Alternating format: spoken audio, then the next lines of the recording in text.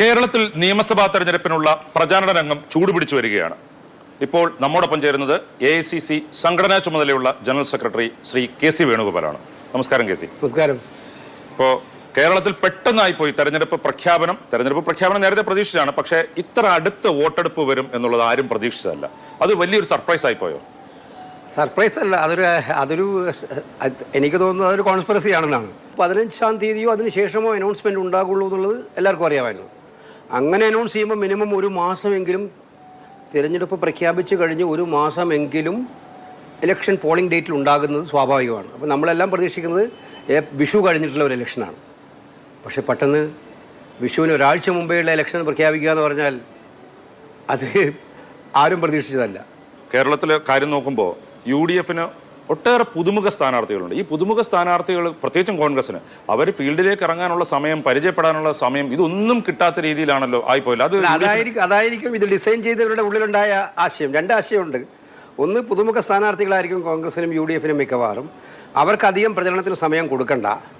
രണ്ട്, കോൺഗ്രസിൻ്റെ മുഖ്യ താരപ്രചാരകരായിട്ടുള്ള രാഹുൽ ഗാന്ധിയും പ്രിയങ്ക ഗാന്ധിയും കോൺഗ്രസിൻ്റെ ഏറ്റവും ശക്തമായ പോരാട്ടം നടക്കുന്ന 3 സ്റ്റേറ്റുകളാണ്: കേരളം, പുതുച്ചേരി, ആസാം. കോൺഗ്രസ് നയിക്കുന്നത്. തമിഴ്നാട്ടിൽ DMKയും കോൺഗ്രസും കൂടെ മുന്നണിയാണ്. അപ്പോൾ ഈ 3 സ്റ്റേറ്റുകളും ഒറ്റയ്ക്ക് ആദ്യം തന്നെ തീർത്ത് കളി. അപ്പോൾ അവരുടെ പ്രചരണത്തിന് സമയം കുറക്കാം. ഈ 2 കാര്യങ്ങളും അതിനകത്തുണ്ട് എന്നുള്ളത് ആർക്കും, ബുദ്ധിയുള്ള ആർക്കും മനസ്സിലാവുന്ന കാര്യമാണ്. അല്ല, അങ്ങനെയാണെങ്കിൽ കോൺസ്പിറസി എന്ന് കേസ് പറഞ്ഞു. ആരായിരിക്കും ഇങ്ങനെ കോൺസ്പയർ ചെയ്തത്? കോൺസ്പിറസി ആർക്കാണ് ബെനിഫിറ്റ് ഉണ്ടാക്കാൻ ശ്രമിക്കുന്നത്? അവർ രണ്ടുപേരും കൂടിയുള്ള കോൺസ്പിറസി ആയിരിക്കും. അല്ല, ഇപ്പോൾ കാരണം വെച്ചാൽ അതിനകത്ത് ഞാൻ കേട്ടിട്ടില്ല. ഞങ്ങളൊക്കെ ഇക്കാര്യത്തിൽ പ്രതികരിച്ചു. CPMന്റെ ഭാഗത്തുനിന്ന് മുഖ്യമന്ത്രി ആരും ഒന്ന് പ്രതികരണം പോലും നടത്തിയില്ല. അല്ല, അവർ മൊത്തത്തിൽ സെറ്റായിരുന്നു. സ്ഥാനാർത്ഥി ലിസ്റ്റ് അടക്കം സെറ്റായിരുന്നു. സ്ഥാനാർത്ഥി സെറ്റാവുന്നതല്ലല്ലോ പ്രശ്നം. തിരഞ്ഞെടുപ്പ് കമ്മീഷന്റെ ചരിത്രത്തിൽ ഇന്നുവരെ ഡിക്ലറേഷൻ നടത്തി കഴിഞ്ഞ് നോമിനേഷന് 2-3 ദിവസം ഗ്യാപ്പ് ഉണ്ടാവാറുണ്ട്. അതുപോലെ സ്ഥാനാർത്ഥി വിഡ്രോ ചെയ്ത് കഴിഞ്ഞാൽ 2 ആഴ്ചക്കാലം മിനിമം പ്രചരണം കൊടുക്കും. ഇത് രണ്ടും പ്രാവശ്യം അട്ടിമറിച്ചിരിക്കുകയാണ്. ഒരു കാര്യം എഴുതി വെച്ചോ, മനസ്സിനകത്ത് ജനം തീരുമാനിച്ചുറപ്പിച്ചിട്ടുണ്ട് ആർക്ക് വോട്ട് ചെയ്യണമെന്ന്. അപ്പോൾ പോളിംഗ് ബൂത്തിൽ ചെന്ന് ഈ ഇലക്ട്രോണിക് വോട്ടിംഗ് മെഷീനിൽ കൈ അമർത്തുമ്പോൾ ഈ ദിവസം കുറഞ്ഞൊന്നും ബാധകമാകാൻ പോകുന്നില്ല. ഇപ്പോൾ ഈ തെരഞ്ഞെടുപ്പ് രംഗത്തേക്ക് നോക്കിക്കഴിഞ്ഞാൽ ഇപ്പോൾ സ്ഥാനാർത്ഥി നിർണയത്തിൻ്റെ കാര്യത്തിൽ UDF, കോൺഗ്രസ് പ്രത്യേകിച്ചും ഒരു 1-2 ദിവസം വൈകിപ്പോയില്ലേ? അതായത് പുതിയ സ്ഥാനാർത്ഥികൾ രംഗത്തിറങ്ങണം, തെരഞ്ഞെടുപ്പ് പ്രഖ്യാപിച്ചത്, വോട്ടെടുപ്പ് പെട്ടെന്നായിപ്പോയി. ഇതെല്ലാം പരിഗണിക്കുമ്പോൾ ഇത് പ്രതിപക്ഷ നേതാവിൻ്റെ യാത്രക്കിടയ്ക്ക് തന്നെ പ്രഖ്യാപനം ഉണ്ടാകുമെന്ന് പ്രതീക്ഷിച്ചിരുന്നതാണ്. 2 കാര്യങ്ങളാണ്. ഒന്ന്, അഡ്വാൻസ് ആയിട്ട് പ്രഖ്യാപിച്ചത് തിരഞ്ഞെടുപ്പ് തീരെ വൈകിപ്പോയാൽ അത്രയും ഒരു സ്റ്റാമിന നമ്മൾ കീപ്പ് ചെയ്യണം സ്ഥാനാർത്ഥികൾക്ക്. ഞങ്ങളുടെ കയ്യിൽ സാമ്പത്തികവും പ്രശ്നമൊന്നുമില്ലല്ലോ. രണ്ടുപേരും പണം ഒഴുക്കുന്ന ഒരു തിരഞ്ഞെടുപ്പായിരിക്കും ഇത്. തിരഞ്ഞെടുപ്പ് ഞങ്ങളുടെ സ്ഥാനാർത്ഥികൾ പാടുപെടും. അപ്പോൾ അതുകൊണ്ട് കുറച്ച് വെയിറ്റ് ചെയ്യാൻ നിങ്ങൾ തീരുമാനിച്ചതും സത്യമാണ്. പക്ഷേ അപ്പോൾ തന്നെയാണ് ഇലക്ഷൻ പ്രഖ്യാപിച്ചത്. പോട്ടെ, ഇതിനിടയിൽ ഞങ്ങൾ പരമാവധി സ്പീഡിൽ തന്നെയാണ് കാര്യങ്ങൾ നടത്തിയത്. ഈ ഒന്നും സ്ഥാനാർത്ഥിയുടെ വിജയസാധ്യതയെ ബാധിക്കാൻ പോകുന്ന പ്രശ്നമില്ല. എന്നിട്ട് നിങ്ങളിപ്പോൾ ഞങ്ങളെ കുറ്റം പറയുന്നത്. ഇന്നലെയല്ലേ 5 സീറ്റുകളിൽ CPM സ്ഥാനാർത്ഥികളെ കണ്ടെത്തിയത്? അവരൊരു സ്ഥാനാർത്ഥിയെ, അവരുടെ ഒരു മന്ത്രിയെ പ്രഖ്യാപിച്ചിട്ട് 3 ദിവസം മന്ത്രി പുറത്തിറങ്ങിയിട്ടില്ലല്ലോ. ഇപ്പം ആ സീറ്റ് മാറ്റിയെടുത്തിട്ടല്ലേ അദ്ദേഹം വന്നുള്ളൂ. ഇതിപ്പോൾ ഈ പ്രചരണ രംഗത്ത് നോക്കിക്കഴിഞ്ഞാൽ ഇപ്പോൾ നമ്മൾ കേരളത്തിൽ ഒരറ്റം വരെ യാത്ര ചെയ്യുകയാണെങ്കിൽ ഇപ്പോൾ മുഖ്യമന്ത്രിയുടെ പടമുള്ള ഇപ്പോൾ LDF അല്ലാതെ മറ്റാരുണ്ട് തുടങ്ങിയ ഫ്ലെക്സുകൾ, ഇതൊന്നും കോൺഗ്രസിൻ്റെ ഇങ്ങനെയുള്ള ഒരു പ്രചരണ ഒന്നും കാണുന്നില്ലല്ലോ. ഇതെന്ന് വരും ഇത്? ഞാൻ പറഞ്ഞല്ലോ, ഞങ്ങളുടെ ഉള്ളത് വെച്ചിട്ടല്ലേ ഞങ്ങൾക്ക് ചെയ്യാൻ പറ്റുള്ളൂ. ഈ പ്രചരണ ബോർഡുകളൊക്കെ തന്നെ ക്ലിയർ അഡ്ജസ്റ്റ്മെൻറ്റിൽ നടത്തുകയല്ലേ. ഇതിനു മുമ്പ് ഗവൺമെൻറ് പ്രചരണ ബോർഡുകളുണ്ട്. ആ ഗവൺമെൻറ് പ്രചരണ ബോർഡുകൾ മാറ്റിയിട്ടാണ് പാർട്ടിയുടെ ബോർഡാക്കി മാറ്റിയത്. ഇത് ആർക്കും മനസ്സിലാവുന്നത് എന്താണ് അതിൻ്റെ പിന്നിലേക്ക്? അതേ ഏജൻസികൾ അതേ കാര്യങ്ങൾ തന്നെ ചെയ്തിരിക്കുന്നത്. സർക്കാരിൻ്റെ പണം ഉപയോഗിച്ച് തന്നെയാണ് വേറിൽ ചെയ്യുന്നതെന്ന് പറഞ്ഞാൽ ആരെയും കുറ്റപ്പെടുത്താൻ പറ്റാത്ത അവസ്ഥയിലാണ് അതുള്ളത്. ഇപ്രാവശ്യം കോൺഗ്രസ് കൂടുതലായും അപ്പുറത്തു നിന്ന് മാറി വരുന്ന സ്ഥാനാർത്ഥികളെ കൂടുതലായി ആശ്രയിക്കുന്ന ഒരു സ്ഥിതി ഉണ്ടായോ? അങ്ങനെയില്ലല്ലോ. ഇപ്പോൾ G. സുധാകരൻ്റെ കാര്യം, PK ശശിയുടെ കാര്യം, A. സുരേഷിൻ്റെ കാര്യം, അങ്ങനെ അത് എണ്ണത്തിൽ പതിവിൽ നിന്ന് കൂടുതലാണ്. 91 സീറ്റുകളിൽ കോൺഗ്രസ് 95 സീറ്റുകളിലാണ് മത്സരിക്കുന്നത്. അതിൽ 4 സീറ്റുകളിൽ മാത്രമാണ് ഇങ്ങനെ അതിൽ ഒന്ന് കോൺഗ്രസ് അല്ല, RSP കൊടുത്ത സീറ്റാണ് പയ്യന്നൂരിൽ.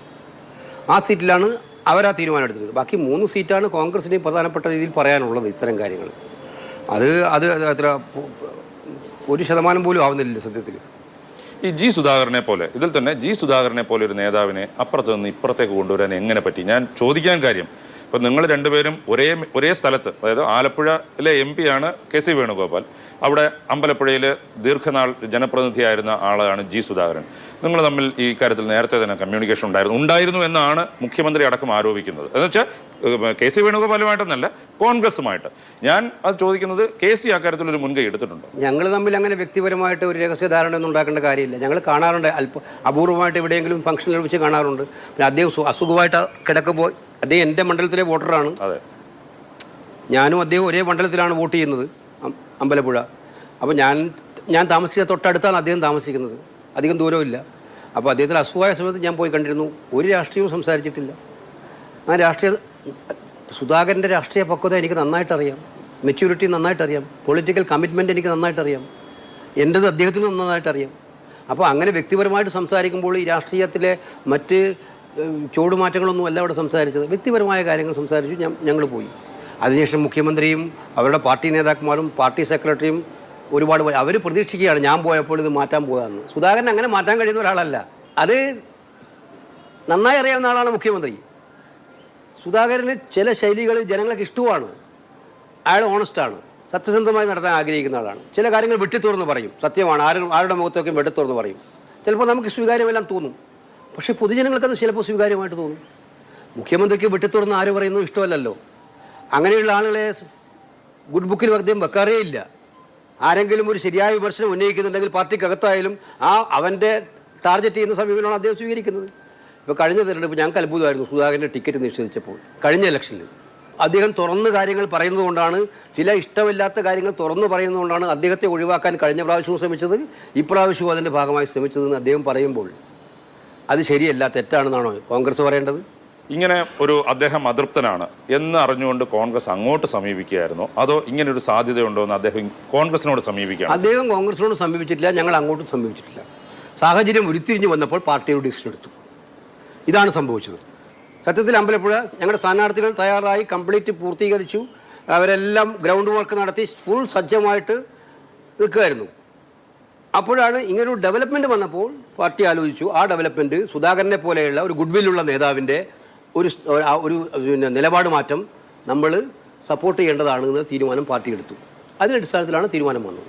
ഇപ്പോൾ ഈ G. സുധാകരൻ ഇഫക്റ്റ് ഈ തെരഞ്ഞെടുപ്പിൽ എത്രത്തോളം ഉണ്ടാകും എന്നുള്ളതാണ് കോൺഗ്രസ്? അല്ല, G. സുധാകരൻ എഫക്റ്റ് എന്നല്ല. G. സുധാകരൻ ഉയർത്തിയ കാര്യം സുധാകരൻ മാത്രം ഉയർത്തിയ കാര്യമല്ല.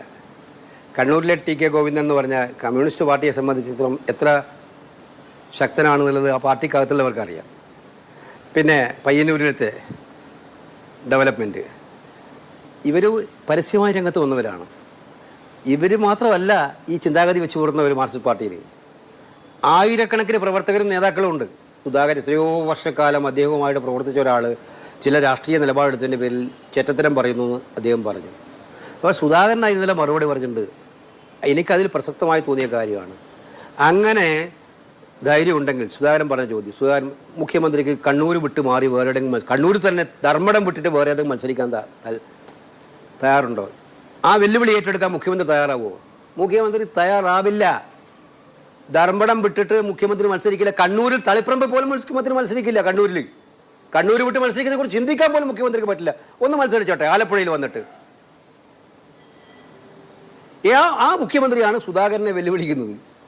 കഷ്ടമെന്നേ പറയാനുള്ളൂ ആ കാര്യം. ഇപ്പോൾ ഏറ്റവും മുതിർന്ന നേതാവ് KPCCയുടെ പ്രസിഡന്റായിരുന്ന K. സുധാകരന് അദ്ദേഹം മത്സരിക്കാൻ താല്പര്യപ്പെട്ടിരുന്നു. അപ്പോൾ അദ്ദേഹം പറഞ്ഞത് പാർട്ടി എത്രയോ വലുത്, ഞാൻ എത്രയോ ചെറുത് എന്നാണ് അദ്ദേഹം പറഞ്ഞത്. പക്ഷേ ഇന്നലെ മാതൃഭൂമി ന്യൂസിനോട് സംസാരിക്കുമ്പോൾ അദ്ദേഹം പറഞ്ഞു, ഞാൻ മത്സരിക്കാൻ ആഗ്രഹിച്ചിരുന്നു, മന്ത്രിയാകാൻ താല്പര്യപ്പെട്ടിരുന്നു, അതിൽ ആ കാര്യത്തിൽ എനിക്ക് ഒരു ഉറപ്പ് കിട്ടിയിരുന്നതാണ്. പക്ഷേ ഏറ്റവും അവസാനം ഒരു നേതാവ് ആ കാര്യത്തിൽ ഒരു എതിർപ്പ് പ്രകടിപ്പിച്ചു. അത് ആരാണെന്ന് ഞാൻ ഇപ്പോൾ പറയുന്നില്ല എന്ന് പറഞ്ഞു.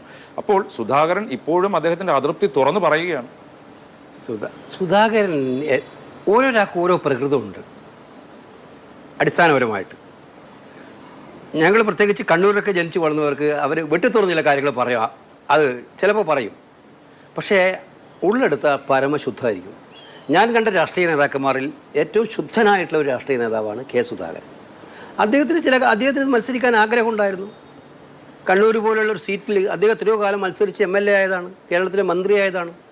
അപ്പോൾ അങ്ങനെ ഒരു അവസരം വന്നപ്പോൾ മത്സരിക്കണമെന്ന് ആഗ്രഹം പറഞ്ഞാൽ എന്താണ് തെറ്റ്? ഞങ്ങൾക്കതിനകത്ത് വളരെ ബുദ്ധിമുട്ടോടുകൂടി എടുക്കേണ്ട തീരുമാനമാണ് സുധാകരനെ മത്സരിക്കണ്ട എന്നുള്ള തീരുമാനം ഞങ്ങൾ പാർട്ടിയെ സംബന്ധിച്ചിടത്തോളം ഏറ്റവും ബുദ്ധിമുട്ടുള്ള തീരുമാനമാണ്.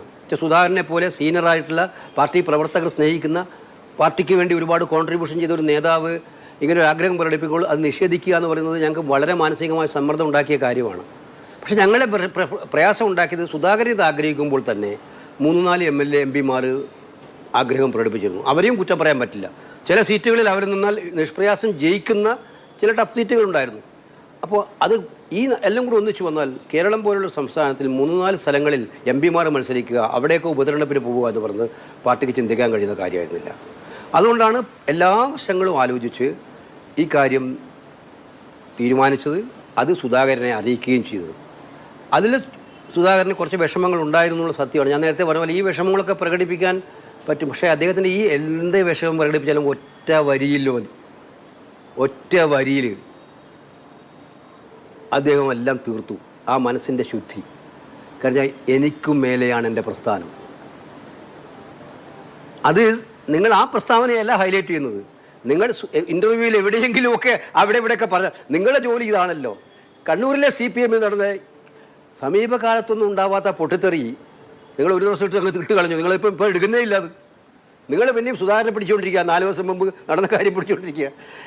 എന്തിനാ മാധ്യമങ്ങൾ ഇങ്ങനെ ഒരു ഞങ്ങൾക്കെതിരെ ഇത്രയും ഒരു നിലപാട് സ്വീകരിക്കുന്നത്?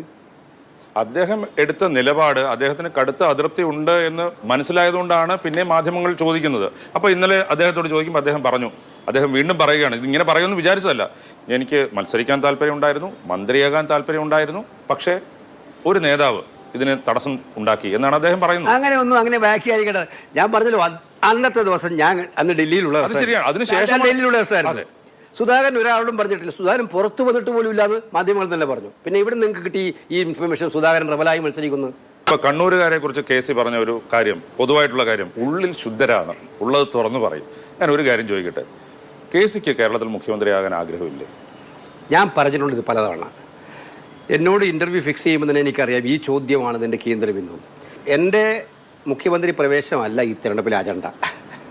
ഞാൻ ഇന്നലെ ഒരു പൊതുയോഗത്തിലും നിങ്ങളുടെ പത്രസമ്മേളനത്തിലും പറഞ്ഞു, ഒരു മുഖ്യമന്ത്രി ഉണ്ടാക്കാൻ വേണ്ടിയിട്ടല്ല ഈ തെരഞ്ഞെടുപ്പ്. കാരണം കോൺഗ്രസിൽ ആരെങ്കിലും ഒരാൾ മുഖ്യമന്ത്രി കസേരയിൽ ഇരുത്താൻ വേണ്ടിയിട്ടുള്ള ഇലക്ഷനായിട്ട് ഞങ്ങളിതിനെ കാണുന്നില്ല. ഞങ്ങളിതിനെ കാണുന്നത് 10 കൊല്ലക്കാലമായി കേരളം സഹിക്കുകയാണ് ഈ സർക്കാരിനെ. പ്രത്യേകിച്ച് കഴിഞ്ഞ 5 വർഷക്കാലം വളരെ കൂടുതലായി സഹിക്കുകയാണ്. കമ്മ്യൂണിസ്റ്റുകാരൻ പോലും വെറുത്തൊരു സർക്കാരാണ് ഈ സർക്കാർ. യഥാർത്ഥ കമ്മ്യൂണിസ്റ്റുകാരനോട് മനസ്സിൽ തട്ടി ചോദിച്ചാൽ നിങ്ങൾക്ക് വീണ്ടും ഒരു പിണറായി ഭരണം വേണമെന്ന് ചോദിച്ചാൽ പാർട്ടിയെ സ്നേഹിക്കുന്ന കമ്മ്യൂണിസ്റ്റുകാരൻ വരും, തൽക്കാലം 5 കൊല്ലത്തേക്ക് ഞങ്ങൾ പ്രതിപക്ഷത്തിരിക്കാനാണ് ഇഷ്ടപ്പെടുന്നത്, എങ്കിലേ പാർട്ടി വളരുമെന്നാണ് അവർ ആഗ്രഹിക്കുന്നത്. ഞാൻ ചോദിച്ചത് KCക്ക് ഒരിക്കലും കേരളത്തിൽ മുഖ്യമന്ത്രിയാകണമെന്നൊരു ആഗ്രഹമേ ഇല്ല. ഇപ്പം ഞാൻ ചോദിക്കാൻ കാര്യം, പ്രതിപക്ഷ നേതാവ് പറഞ്ഞ UDF-ന് തിളക്കമാർന്ന വിജയം ഉണ്ടായില്ലെങ്കിൽ ഞാൻ രാഷ്ട്രീയ വനവാസത്തിന് പോകുമെന്ന് പറയുന്നു. അപ്പോൾ ഇത്തരത്തിലുള്ള ഒരു ഇതിനോടൊന്നും ഒരു താല്പര്യമില്ലാത്ത നേതാക്കളാണോ കോൺഗ്രസിലുള്ളത്? അല്ല, ഞാൻ വൈകാരികമായിട്ട് ഇത്തരം കാര്യങ്ങളെ കാണുന്നതല്ല. പാർട്ടിക്ക് ഒരു സിസ്റ്റം ഉണ്ട്. ഞാൻ ആഗ്രഹിച്ചാൽ എനിക്ക് സാധനം കിട്ടില്ല. ഇപ്പം ഞാനിരിക്കുന്ന പദവികളിലൊന്നും ഞാൻ ആഗ്രഹിച്ചതല്ല. മനസ്സിലായില്ലേ? പാർട്ടി തീരുമാനിച്ചിട്ട് ഇന്ന് പൊസിഷൻ എടുക്കണം എന്ന് പറയുമ്പോൾ എടുക്കുന്നത്. അതാണ്. പിന്നെ പാർട്ടിയിലെ പൊതുവായ ചർച്ചകൾ നടക്കും ഇക്കാര്യത്തെക്കുറിച്ച്. അത്തരം കാര്യങ്ങളെ വരുള്ളൂ. അതുകൊണ്ട് പിന്നെ ഞാൻ ഒരു കാര്യം പറയാം, എനിക്ക് ഇപ്പോൾ ഇന്ന കാര്യം കിട്ടിയേ തീരൂ എന്നുള്ള ആർത്തിയുള്ള ഒരാളല്ല ഞാൻ രാഷ്ട്രീയത്തിൽ. ആഗ്രഹമില്ല, പാർട്ടി വേണമെന്ന് പറഞ്ഞു കഴിഞ്ഞാൽ സ്വീകരിക്കില്ലേ? പാർട്ടി വേണം അല്ല, അതല്ലേ ഞാൻ പറഞ്ഞത്. പാർട്ടിക്ക് ഇതിനൊക്കെ സിസ്റ്റം ഉണ്ട്. ഉത്തരം കിട്ടാൻ താങ്കൾ ആഗ്രഹിക്കുന്ന ഉത്തരം എൻ്റെ നിന്ന് കിട്ടൂല. പക്ഷേ ജനങ്ങൾ ചിന്തിക്കില്ലേ, കോൺഗ്രസ് ജയിച്ചാൽ അല്ലെങ്കിൽ UDF ജയിച്ചു കഴിഞ്ഞാൽ ആരായിരിക്കും മുഖ്യമന്ത്രി എന്നുള്ളത് ജനങ്ങളുടെ ഭാഗത്തുനിന്നൊരു ചിന്ത ഉണ്ടാവില്ല? 2016 എന്തായിരുന്നു ചിന്ത? 2016 പിണറായി വിജയൻ ഒരിക്കലും ഉണ്ടായിട്ടില്ല. അങ്ങനെ പറഞ്ഞിട്ടുണ്ടായിരുന്നോ? പറഞ്ഞിട്ടില്ല. അങ്ങനെ ചിന്ത ഉണ്ടായിരുന്നോ? അച്യുതാനന്ദനും ഉണ്ടായിരുന്നു, VS ഉണ്ടായിരുന്നു. VS അച്യുതാനന്ദനും ഉണ്ടായിരുന്നു. പക്ഷേ ജനങ്ങൾക്ക് ഇഷ്ടമുണ്ടായിരുന്ന VS-നെ ആയിരുന്നു അന്നും. പിണറായി അതെ, എനിക്ക് ഉറപ്പിച്ചറിയാം. ഞാൻ ജനങ്ങളുടെ പൾസ് അറിയുന്നവരറിയാം. കമ്മ്യൂണിസ്റ്റുകാർക്കും ജനങ്ങൾക്കും ഉണ്ടായിരുന്നത് VS ആയിരുന്നു. മുഖ്യമന്ത്രി ഒരിക്കലും പ്രൊജക്ട് ചെയ്തിട്ടില്ല. മുഖ്യമന്ത്രി പിണറായി വിജയനാണ് ഞങ്ങളുടെ സ്ഥാനാർത്ഥി എന്ന് പറഞ്ഞിട്ടുണ്ടോ? അല്ല, അദ്ദേഹത്തെക്കുറിച്ച് നിങ്ങളിപ്പോൾ ചർച്ച ചെയ്യുന്നതുകൊണ്ടാണ്. അദ്ദേഹം 10 വർഷമായിട്ട് മുഖ്യമന്ത്രിയായിരിക്കുന്നുണ്ട്. വേറെ ഒരു നേതാവിനെ വളർത്തിക്കൊണ്ടുവരാൻ അദ്ദേഹം അനുവദിക്കാത്തതുകൊണ്ടും അങ്ങനെ ഒരാളും വരാൻ പാടില്ല ആ പാർട്ടിയിൽ നിന്ന് അദ്ദേഹത്തിന് നിഷ്കർഷ ഉള്ളത് കൊണ്ടും ഈ സാഹചര്യം വന്നാണ്. നിങ്ങൾ അതിനൊരു അഡ്വാൻറ്റേജ് ആയിട്ടാണ് പറയുന്നത്. എന്തൊരു വിരോധാഭാസം നോക്കിയല്ലേ. 10 കൊല്ലം കേരളം ഭരിച്ചിട്ടൊരു മുഖ്യമന്ത്രിക്ക് അതേ പാർട്ടിയിൽ നിന്നും വേറൊരു മുഖത്തെ കാണിച്ചു കൊടുക്കാൻ പറ്റാത്ത വണ്ണം അദ്ദേഹത്തിന്റെ മുഖം വികൃതമാണ് കേരളത്തിൽ. അദ്ദേഹത്തിന് നെഗറ്റീവ് ഉണ്ടെന്ന് അവരെ പാർട്ടിക്ക് പറയാം. എന്നിട്ട് പോലും ആ പാർട്ടിയിൽ വേറൊരു മുഖം കാണിച്ചു തരാൻ പറ്റാത്തൊരു സാഹചര്യം ഉണ്ടായിട്ട് അവർ അദ്ദേഹത്തെ തന്നെ വീണ്ടും വെക്കുകയാണ്. അദ്ദേഹമാണ് ആ പാർട്ടിയിൽ എല്ലാ തീരുമാനവും എടുക്കുന്നത്, പോളിറ്റ് ബ്യൂറോ അല്ല. അപ്പോൾ അദ്ദേഹം സ്വയം തീരുമാനിച്ചു ഞാൻ തന്നെയാണ് മുഖ്യമന്ത്രി സ്ഥാനാർത്ഥിയെന്ന്. അതിനെ നിങ്ങൾ മഹത്വവൽക്കരിക്കുകയാണ് ഒരു ഭാഗത്ത്. ഞങ്ങളുടെ പാർട്ടി ചെയ്യുന്നത് എന്താ? 2016 ഞാൻ ചോദിക്കുന്നത്, 2016 പിണറായി വിജയൻ അന്ന് മുഖ്യമന്ത്രി സ്ഥാനാർത്ഥി ആയിട്ടല്ല മത്സരിച്ചത്. അന്ന് അവർക്ക് ആർക്കും മുഖ്യമന്ത്രി സ്ഥാനാർത്ഥി ഉണ്ടായിരുന്നില്ല. ഉണ്ടെങ്കിൽ ധാരണ ഉണ്ടായിരുന്ന VS ആവുന്നായിരുന്നു. പക്ഷേ പിണറായി വന്നു. അപ്പം പിണറായി വീണ്ടും മുഖ്യമന്ത്രി സ്ഥാനാർത്ഥിയാവുന്നത് എന്തുകൊണ്ടാണ്? 10 കൊല്ലം മുഖ്യമന്ത്രിയായിട്ടിരുന്നിട്ട് ആ പാർട്ടിയിൽ നിന്നും രണ്ടാമതൊരാളെ എടുക്കാൻ അദ്ദേഹം തയ്യാറാവാത്തതുകൊണ്ടാണ്. പിന്നെ അങ്ങനെ ആരെങ്കിലും വന്നു പോകുമെന്ന് പേടിച്ചിട്ട് മുൻകരുതലും നടപടികൾ സ്വീകരിച്ചിട്ടുണ്ട് അദ്ദേഹം. കെ സി ദേശീയ രംഗത്ത് പ്രവർത്തിക്കുന്ന ഒരു നേതാവാണ്. ഇപ്പൊ 2014 മുതൽ നമ്മുടെ രാജ്യത്ത് കാണുന്ന ഒരു കാര്യം എന്താണ്? 2014 പ്രധാനമന്ത്രിയായ നരേന്ദ്രമോദി വീണ്ടും തെരഞ്ഞെടുപ്പ് ഒരു മുഖമാണ്. ഇപ്പൊ കോൺഗ്രസ് ജയിച്ചു കഴിഞ്ഞാൽ ആരാണ് പ്രധാനമന്ത്രി? രാജ്യത്ത് മൊത്തം ജനങ്ങൾക്കറിയാം രാഹുൽ ഗാന്ധി ആയിരിക്കും പ്രധാനമന്ത്രി എന്നുള്ളത് ജനങ്ങൾക്കറിയാം. ആ പ്രതീക്ഷയോടെയാണ് നിങ്ങൾ വോട്ട് ചോദിക്കുന്നതും ജനങ്ങൾ വോട്ട് ചെയ്യുന്നതും. അതുപോലെ ഒരു നേതാവ് എന്ന് പറയുന്നത് ഉയർത്തി കാണിക്കുക, അല്ലെങ്കിൽ ജനങ്ങളുടെ മനസ്സിൽ അങ്ങനെ ഒരു ഇൻഡയറക്റ്റ് ആയിട്ടാണെങ്കിൽ ഒരു ചിന്ത കൊടുക്കുക എന്ന് പറയുന്നത് തെറ്റായിട്ടുള്ള കാര്യം. ഞാൻ ചോദിക്കുന്ന ചോദ്യം, നിങ്ങൾ വീണ്ടും ഈ ചോദ്യം കംപ്ലീറ്റ് മുഖ്യമന്ത്രിക്ക് വേണ്ടിയിട്ടുള്ള ചോദ്യമാണ്, CPM-നോടുള്ള ചോദ്യമാണ്. ഞാൻ വീണ്ടും നിങ്ങൾ ആ ചോദ്യം വീണ്ടും നിങ്ങൾ ആവർത്തിക്കൊണ്ടോ? ഞാൻ അതിന് ക്ലിയർ ആയിട്ട് ക്ലാരിറ്റിയോടെ മറുപടി പറഞ്ഞു. ഇവിടെ ആശയങ്ങളും ജനകാഭിലാഷങ്ങൾക്ക് വേണ്ടിയിട്ടുള്ള നടപടികളുമാണ് ആവശ്യമായിട്ടുള്ളത്. കേരളത്തിലെ ജനങ്ങളുടെ അഭിലാഷങ്ങൾക്കനുസരിച്ച് ആശയങ്ങൾക്കനുസരിച്ച് ഒരു സർക്കാർ ഉണ്ടാക്കുക എന്നതാണ്.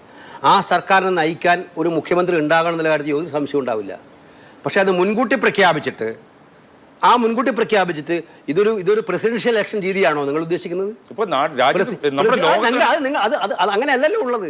ഞങ്ങൾ അങ്ങനെയല്ല കർണാടകത്തിൽ ജയിച്ചത്. സിദ്ധാരാമയ്യ നിർത്തിയിട്ടല്ല, അവിടെ ശിവകുമാർ ഉണ്ടായിരുന്നു അന്ന്, നിങ്ങൾക്കറിയാമല്ലോ.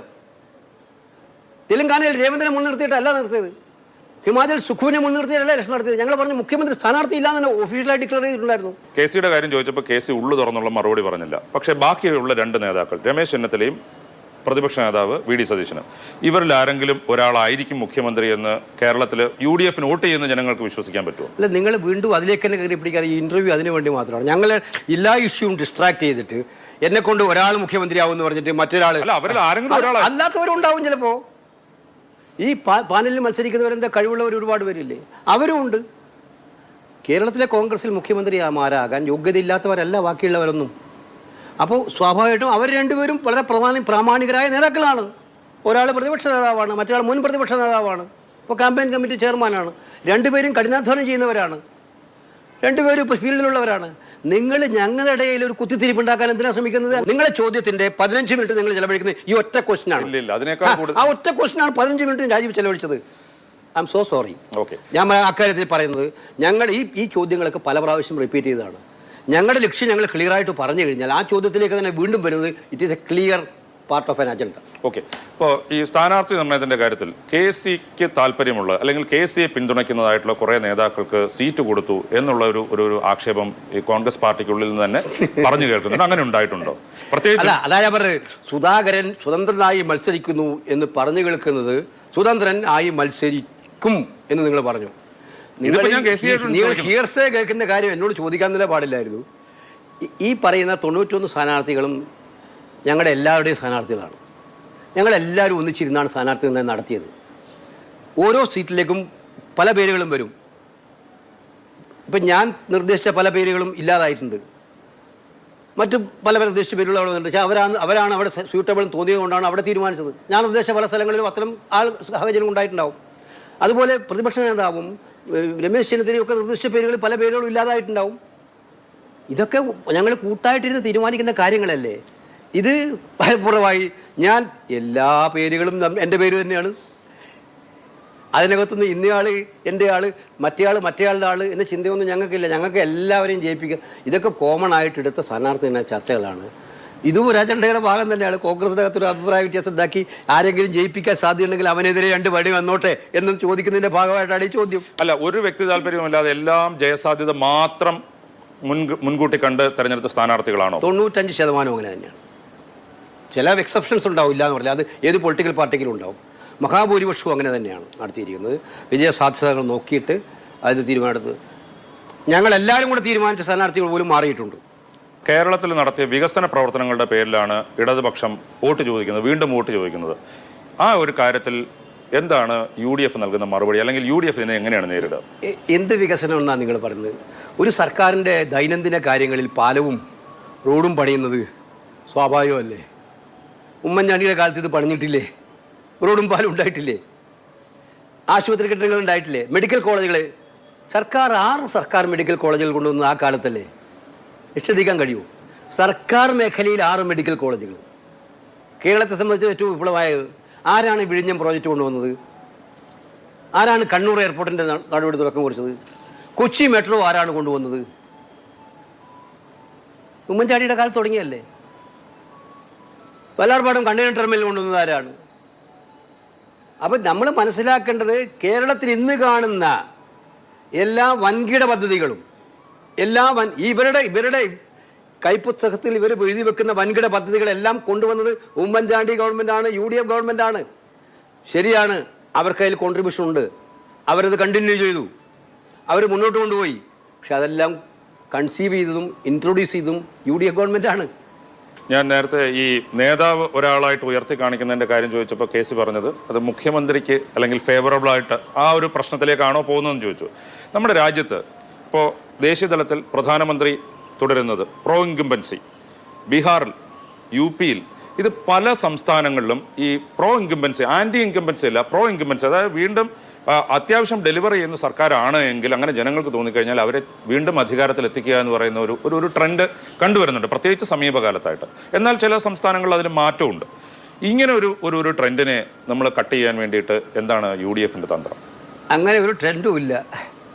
ഈ ട്രെൻഡൊക്കെ അത് പ്രത്യേകിച്ചും അവിടെ എല്ലാം ഒരു നേതാവ് എന്ന് പറയുന്നത് മുന്നിൽ. അതാ പറഞ്ഞത്, ഈ നേതാവിനെ മുൻനിർത്തിയില്ല ട്രെൻഡ് അല്ല സത്യത്തിൽ. മോഡിയെ മുൻനിർത്തി നിങ്ങളിപ്പോൾ പറഞ്ഞല്ലോ, സോഷ്യൽ മീഡിയ ആണല്ലോ ഇപ്പോഴത്തെ കാലത്ത് ഏറ്റവും ശക്തമായ. സോഷ്യൽ മീഡിയയിലെ പോപ്പുലാരിറ്റി എടുത്തു നോക്കി. നിങ്ങൾ ഏറ്റവും കൂടെ വിമർശിക്കുന്ന രാഹുൽ ഗാന്ധിക്കാണോ അല്ല പോപ്പുലാരിറ്റി? പക്ഷേ തെരഞ്ഞെടുപ്പിൽ ജയിപ്പിക്കാൻ പറ്റും. ജയിക്കൂല. കാരണം എന്താണ്? ED, CBI, ഇൻകം ടാക്സ്, ഇത് കൂടാതെ ഇലക്ഷൻ കമ്മീഷൻ ഓഫ് ഇന്ത്യ. ഈ ഇലക്ഷൻ കമ്മീഷൻ ഞാൻ നിങ്ങളോട് ആദ്യം പറഞ്ഞല്ലോ, നിങ്ങളത് ഗൗരവമായിട്ട് എടുത്തില്ല. നിങ്ങൾ ഏതെങ്കിലും മാധ്യമം എടുത്തോ? പഴയ ഇലക്ഷൻ കമ്മീഷണർ ടിക്കാറാം മീണ പറഞ്ഞു, എന്തിനായിരുന്നു കേരളത്തിൽ ഇത്ര തിടുക്കത്തിൽ ഇലക്ഷൻ പ്രഖ്യാപിച്ചത്? നിങ്ങൾ ആര് ഹൈലൈറ്റ് ചെയ്യുന്നു? അതൊക്കെ നിങ്ങളും ഭയത്തിന് തടവറയിലല്ലേ? അല്ലേ? ഞാൻ ഉറപ്പിച്ച് പറയുന്നു, നരേന്ദ്രമോദിക്കെതിരായിട്ട് ഒരു വാർത്ത ദേശീയ ചാനൽ കൊടുക്കുമോ? കേരളത്തിൽ UDFന് എത്ര സീറ്റ് കിട്ടും എന്നാണ് KCയുടെ കണക്കൂട്ടൽ? കേരളത്തിൽ എൻ്റെ വിശ്വാസം UDFന് അനുകൂലമായിട്ടുള്ള ഒരു തരംഗം ഉണ്ടെന്നാണ്. ഞാൻ ഇന്നലെയും മിനിഞ്ഞാന്നുമായിട്ട് ഒരു 12ഓളം പബ്ലിക് യോഗങ്ങളിലും പരിപാടികളിലും പങ്കെടുത്ത് വന്നപ്പോൾ ഞാൻ ഇത് വെറുതെ അതിശയോക്തിപരമായി പറയുന്നില്ല. തിരുവനന്തപുരത്ത് ഇന്നലെ വട്ടിയൂർക്കാവ്, നിങ്ങൾ ആരെങ്കിലും മാധ്യമപ്രവർത്തകരുണ്ട്, ഞാൻ വട്ടിയൂർക്കാവിൻ്റെ ചരിത്രത്തിൽ ഇത്രയും വലിയൊരു ജനപങ്കാളിത്തം കണ്ടിട്ടില്ല. വാമനപുരത്ത് അതുപോലെ ഇന്നലെ മിനിഞ്ഞാന്നും ഉണ്ടായത്. അപ്പോൾ മനസ്സിലാക്കുന്നത് UDFന് അനുകൂലമായിട്ടുള്ള ഒരു കാറ്റ് വീശുന്നുണ്ട് എന്നുള്ളതാണ്. ഇത് കുറച്ച് ദിവസം കഴിഞ്ഞാൽ ഒരു തരംഗമാവും എന്നുള്ളത് തന്നെയാണ് ഞങ്ങളുടെ വിശ്വാസം. അങ്ങനെ ഒരു തരംഗത്തിൽ 100 സീറ്റിലധികം വാങ്ങിച്ച് UDF ജയിക്കും എന്നാണ് എൻ്റെ അഭിപ്രായം. ഇപ്പോൾ 100 സീറ്റിലധികം കിട്ടിയില്ല എങ്കിൽ രാഷ്ട്രീയ വനവാസത്തിന് പോകുമെന്ന് പറയുന്ന പ്രതിപക്ഷ നേതാവാണ് നമുക്കുള്ളത്. അല്ല, അത് സ്വാഭാവികമായിട്ടും അദ്ദേഹത്തിൻ്റെ ആത്മവിശ്വാസം കൊണ്ട് പറയുന്നതല്ലേ. ഞങ്ങൾക്കെല്ലാം ആത്മവിശ്വാസമുണ്ട്. ആത്മവിശ്വാസം കൊണ്ട് പറയുന്നത്. അപ്പം അത് അപ്പോൾ ഇമോഷണലായിട്ട് കാണേണ്ട കാര്യമില്ല. അതൊരു ഇമോഷണലായിട്ട് കാണേണ്ട കാര്യമില്ല. അപ്പോൾ അദ്ദേഹം പറയുന്നത് അത് ഞങ്ങളുടെ പാർട്ടിയുടെ, ഞങ്ങളുടെ മുന്നണിയുടെ ഒരു കരുത്തിൻ്റെ ആത്മവിശ്വാസത്തിൽ പറയുന്നതാണ്. ഞങ്ങളുടെ എല്ലാ ഭാഗത്തും ഞങ്ങൾ നടത്തിയ പ്രവർത്തനങ്ങൾ, കഴിഞ്ഞ കുറേ നാളുകളായിട്ട് ഞങ്ങൾ നടത്തിയ പ്രവർത്തനങ്ങൾ, പഞ്ചായത്ത് ഇലക്ഷൻ്റെ റിസൾട്ട്, ഇതൊക്കെ പ്രതിഫലിക്കുന്നതുകൊണ്ടാണ് 100 സീറ്റിലധികം കിട്ടും എന്നുള്ളത്. ഇപ്പോൾ മെയ് 4 റിസൾട്ട് വരുമ്പോൾ UDFന്റെ സർക്കാർ ബഹുഭൂരിപക്ഷത്തോടെ വന്നിരിക്കും. ഇത് അച്ചട്ടാണ്, എഴുതി വെച്ചോ. Okay, thank you.